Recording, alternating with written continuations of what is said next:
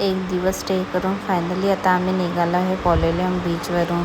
शायद आता आम्ही पॉलोलियम बीचवरून काबे दी रामा ह्या बीचवर जाणार. आणि बघू शकता काबे दी रामा बीच आहे. खूप सुंदर बीच आहे. याचा नजाराच इतका सुंदर आहे. बघा तुम्ही, मी समोर दाखवते. इतकं सुंदर वाटत होता ना हा नजारा. असं वाटत होतं ह्या बीचवरच राहावं खरं. पण ह्या बीचवर हर सर्व बंद होते, माहिती नाही का बरं आता. आणि इथे फोटो सेशनसाठी बघू शकता किती सुंदर त्यांनी केलेलं आहे.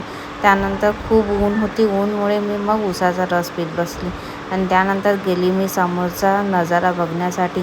की सुंदर बीच होती. पूर्ण ब्ल्यू पाणी दिसत होतं ह्या बीचवरून.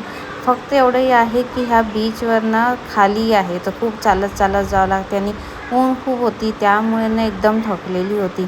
भयंकर चालायला लागत. आणि त्यामध्ये तर माझा मुलगा नुसता कडेवर होता. मी तर नव्हती घेऊ शकत त्याला जास्त वेळ, म्हणून माझ्या नवऱ्याने घेतलेलं होतं. मी आपल्या बॉटल घेऊन चालली, कारण की खूपच ऊन होती आणि इतकी गरमी, बाप रे बाप. पण तो नजारा बघण्यासाठी मी शेवटी गेलीच. त्यामुळे मला तो नजारा बघण्यात आला आणि मला तर खूप आवडली ही. इथे ना ब्लॅक वॉटर पाणी पण आहे. तिथून मी समोर दाखवणार आहे ब्लॅक वॉटर पाणी काय आहे तर.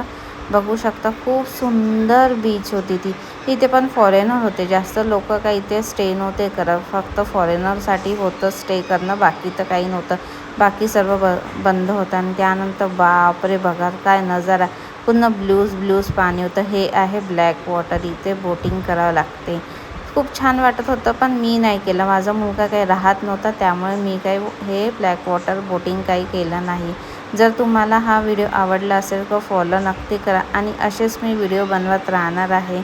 Bye bye. भेटू नेक्स्ट ब्लॉगमध्ये आपण.